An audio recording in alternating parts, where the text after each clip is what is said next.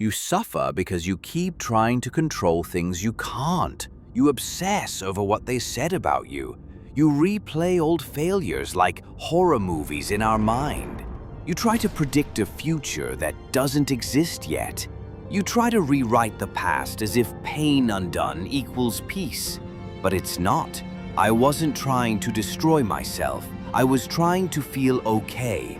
That's the part people don't get. That's what a young homeless man said to his high school friend when they bumped into each other on a subway platform. Same face, same eyes, different life. The friend asked what happened. The man just shrugged and said, "It was fun. I just wanted to be happy." And that's the twisted truth about addiction. It starts with a desire to feel okay. We don't turn to the bottle, the needle, the pill, the binge, because we want to ruin our lives. We turn to it because the world gave us pain without instructions, because the silence inside became too loud, because somewhere along the way we lost the language to ask for help. We don't use to rebel, we use to survive. When the pain inside becomes unbearable, we do what any living thing does when it's wounded. We flinch, we hide, we protect the wound. But humans, we don't always know how to heal. So we distract, we escape, we numb. And here's the truth no one tells you. You don't numb joy, you numb chaos. You don't numb peace, you numb guilt. You don't numb love, you numb shame. And when you numb one thing, you end up numbing everything. That's the trap. You try to silence the pain, and you end up silencing the whole self. You don't just lose the sorrow, you lose your spark. You lose laughter that feels real. You lose connection that feels safe. You lose moments that used to matter. We become shells of ourselves, smiling on the outside, dying on the inside, sitting in rooms full of people but completely alone. And what's worse, most people don't notice. Or if they do, they're too afraid to ask. Because deep down, they're numbing too. We live in a world that teaches people to hide their pain and fake their peace. Scroll it away, post something pretty, take another pill, drink another shot, lie one more time and say, "I'm fine." But you're not fine. You're drowning in slow motion, and you know it. But this video, this moment, is not about staying in that darkness. It's not about shaming you. It's not about blaming you. It's about naming the pain. Because until we name it, we can't heal it. You see, it's never really about the drug. It's not about the alcohol. It's not about the behavior. It's about what came before the first drink, before the first high, before the first spiral.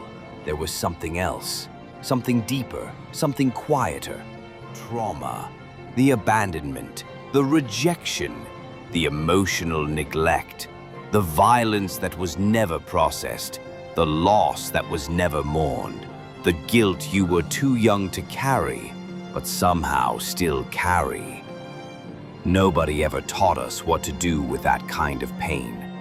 Nobody handed us a map and said, "This is how you grieve.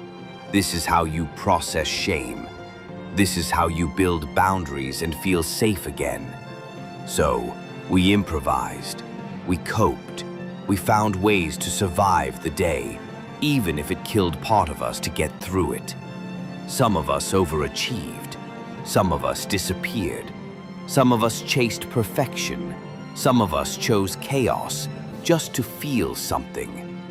We all adapted. But just because it was a survival mechanism doesn't mean it's working now. And the real tragedy? Most people never stop to ask, what was I really running from? Instead, they shame the behavior, but ignore the cause. They say, why don't you just stop? You have so much potential. You're wasting your life. But they don't see the 2 a.m. panic attacks. They don't hear the inner critic that never sleeps. They don't feel the weight of secrets buried deep in your chest. You don't use because you're weak. You use because you're wounded.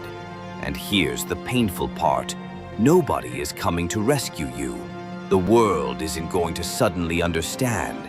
The people who hurt you may never apologize. The trauma might always be part of your story. But here's the good news. You can still heal. You can still change the ending. You can still take your power back, not by pretending it didn't happen, but by refusing to let it define who you become next. This is where your healing begins, not in forgetting, not in faking, but in facing the truth.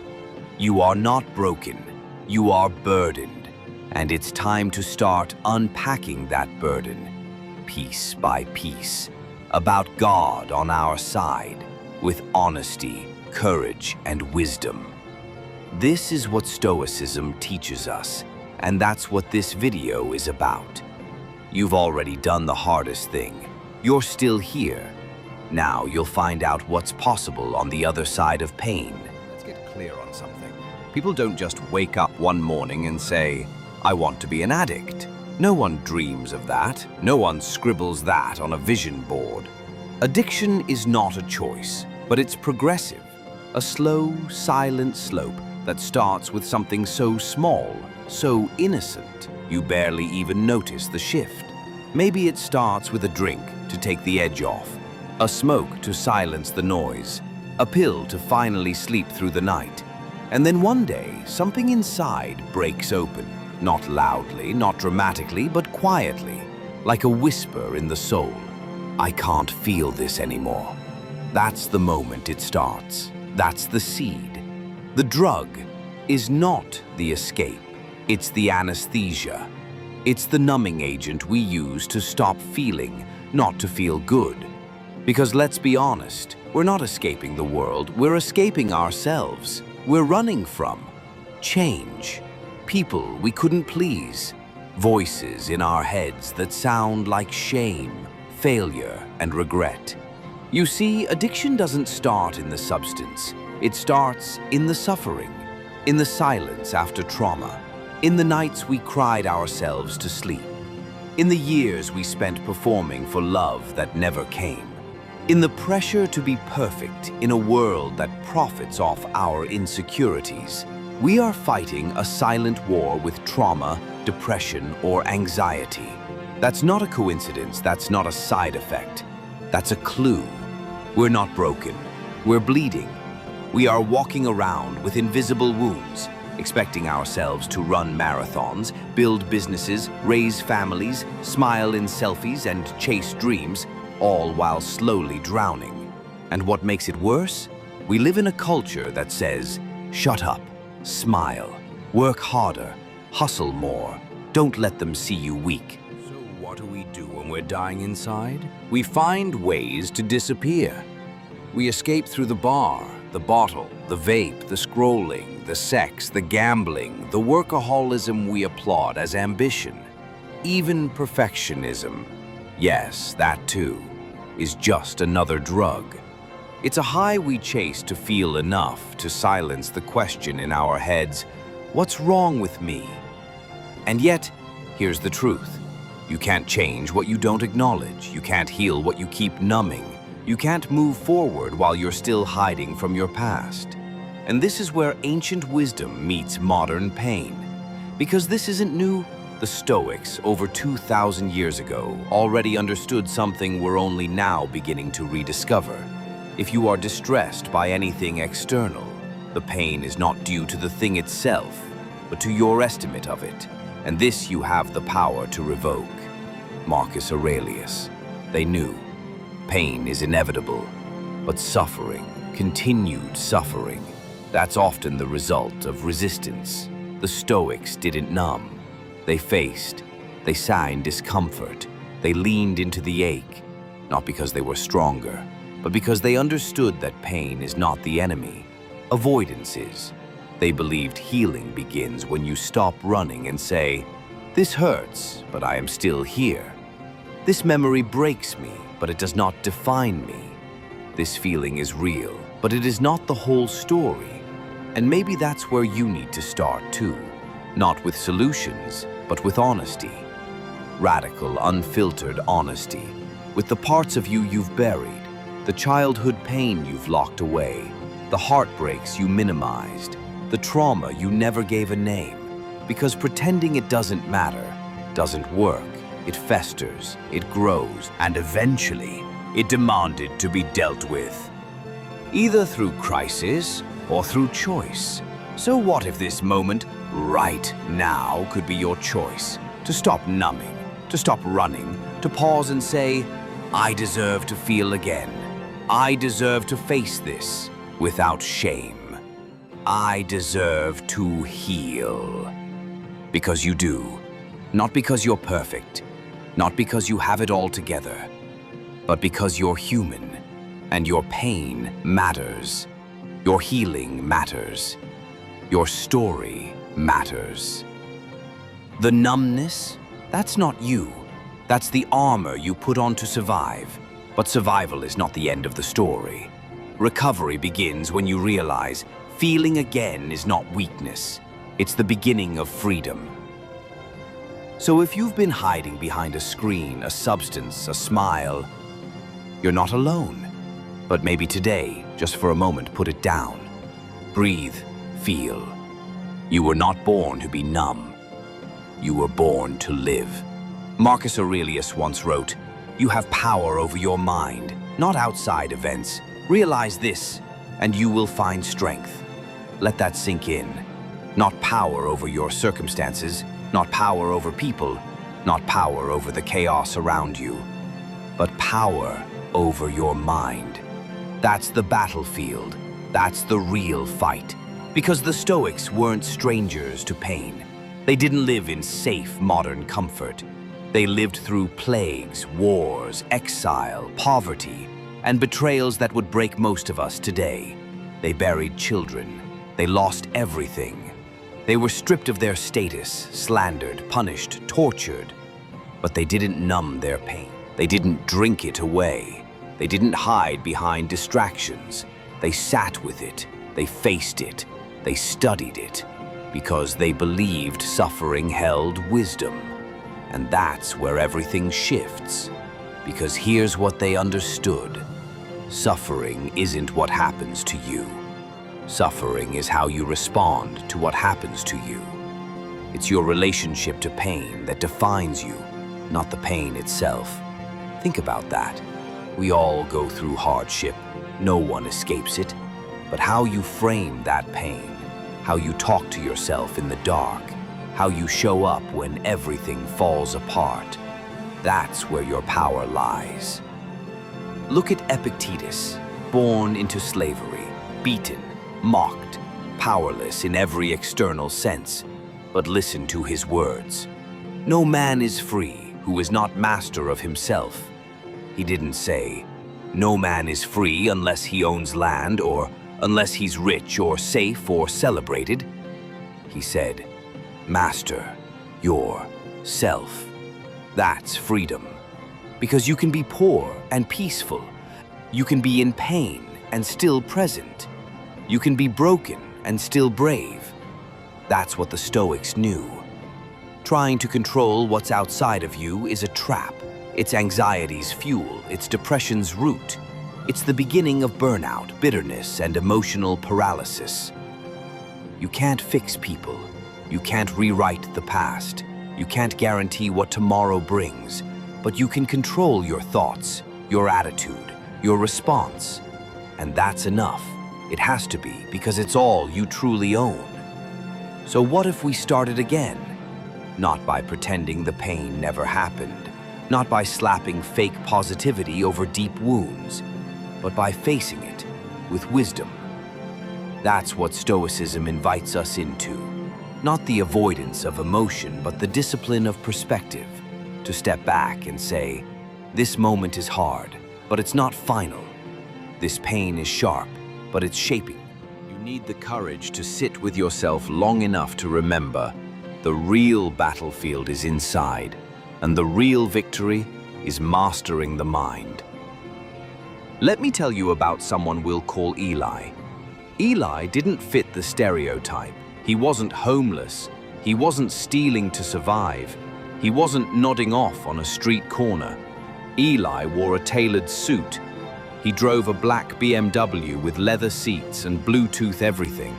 He paid for his mother's house, sent his little sister to college. He smiled at meetings, shook hands with confidence, said all the right things. But every night, after the house got quiet, after the kids were tucked in and the emails stopped coming, Eli would pour himself a glass of whiskey, then another, and another, until the noise in his head quieted, until the voices stopped. And if he couldn't drink, he'd scroll. He'd binge watch shows he didn't even care about.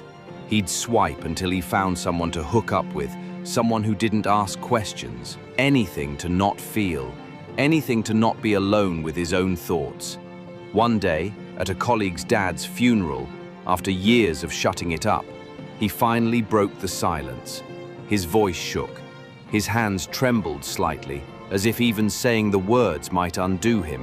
And all he said was, "I just wanted my dad to tell me he was proud of me, and he died a long time now." That was it.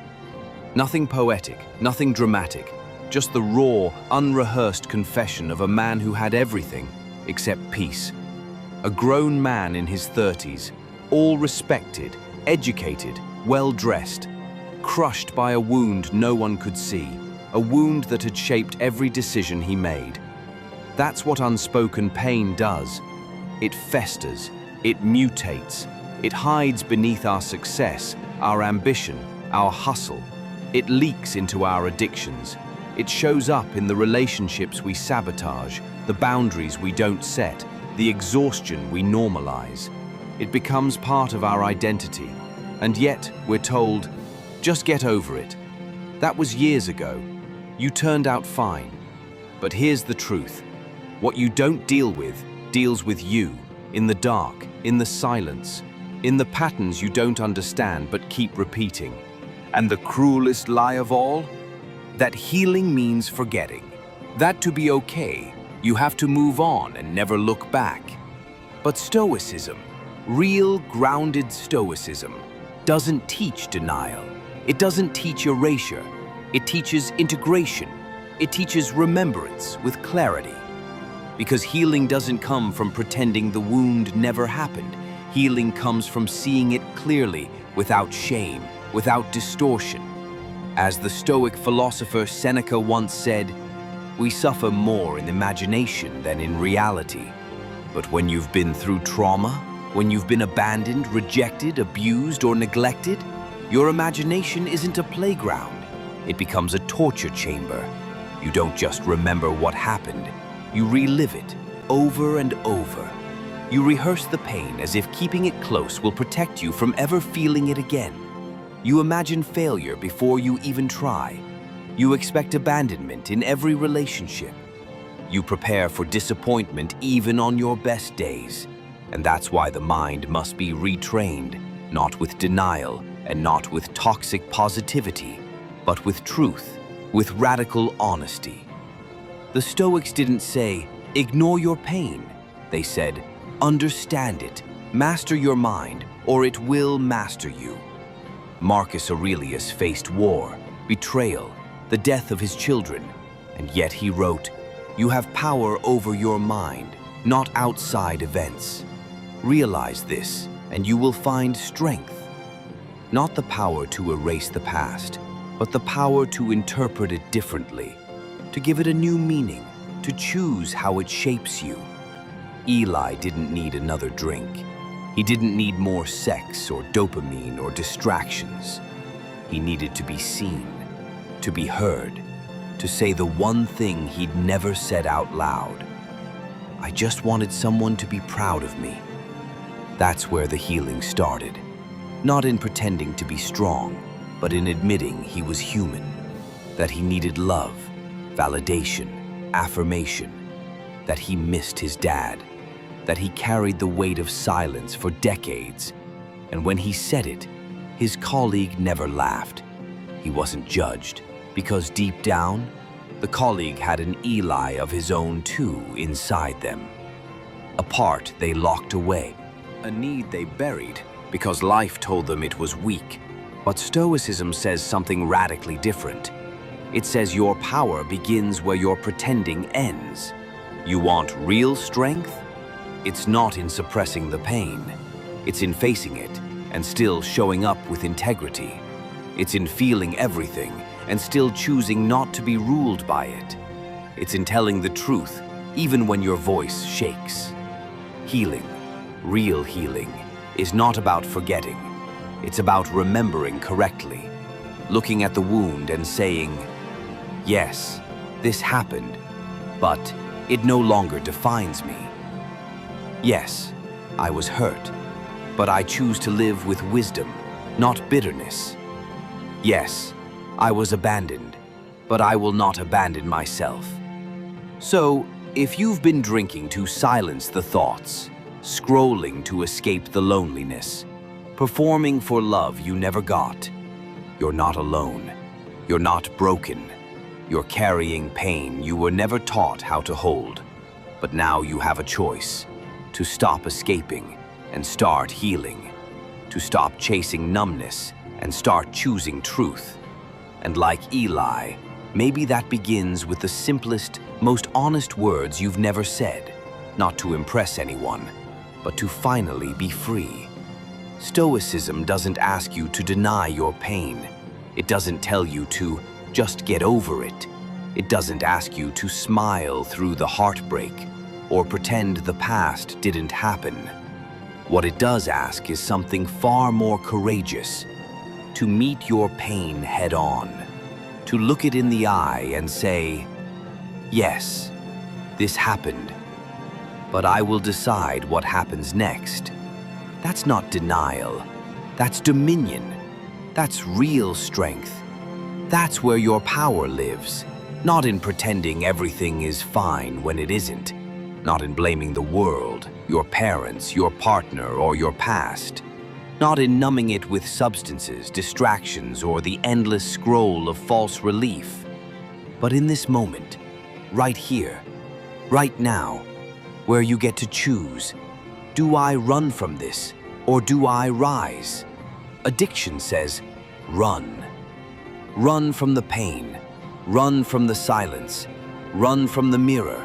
Run from yourself. But Stoicism, it whispers something different, something ancient, something timeless.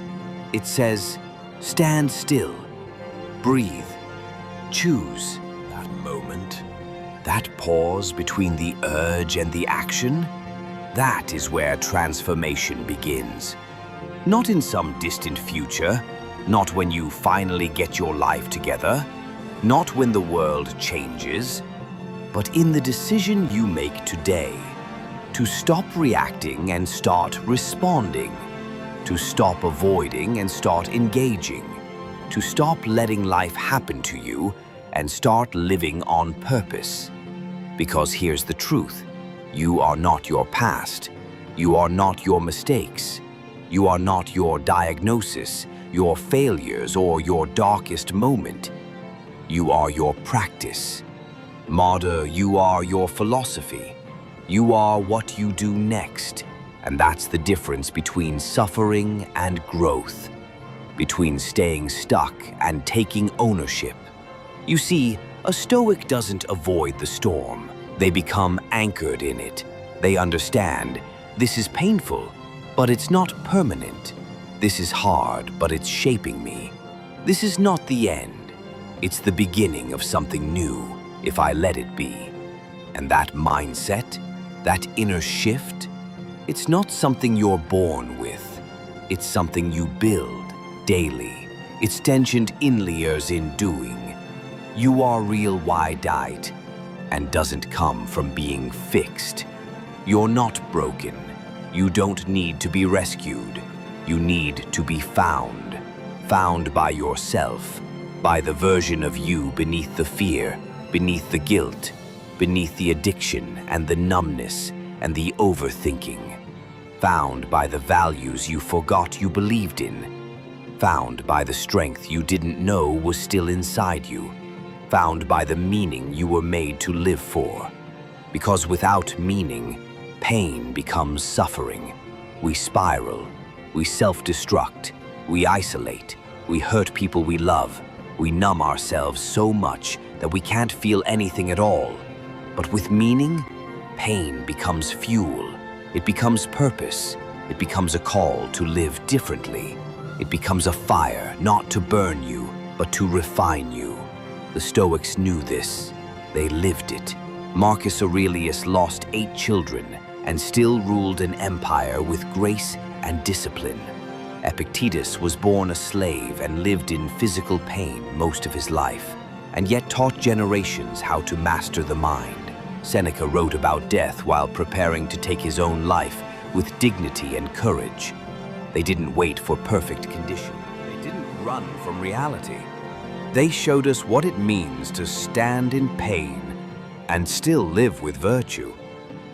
So what about you? What will you do with your pain? Will you bury it, or will you build with it? Because whether you realize it or not, your pain is asking you a question. What are you going to do with me? And your answer? That's where your story shifts. That's where your recovery begins. That's where the numbness ends and purpose begins.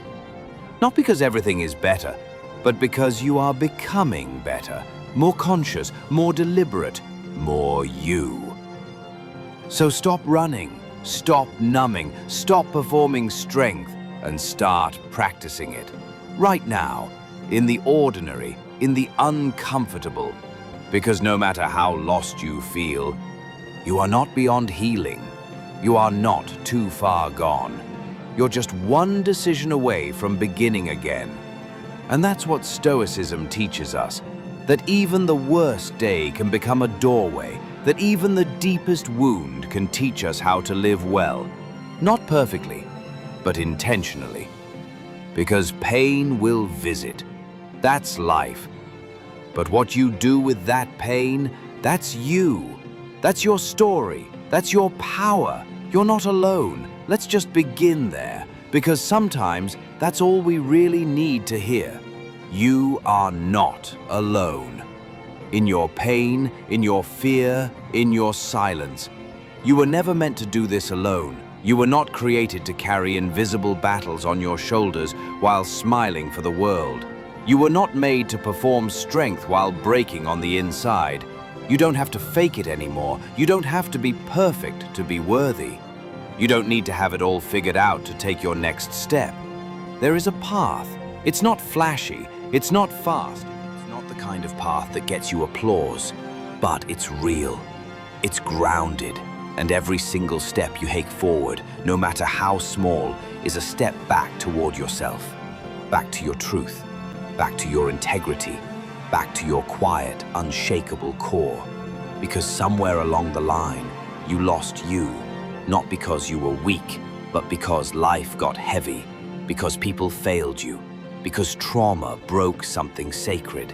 Because the world taught you to numb before you learned to feel. But deep down, under the fear, under the pain, under the addiction, you're still in there. That's why you're here. That's why you're listening. Because a part of you is waking up. A part of you is saying, no more. Marcus Aurelius once said, if it is endurable, then endure it. Stop complaining.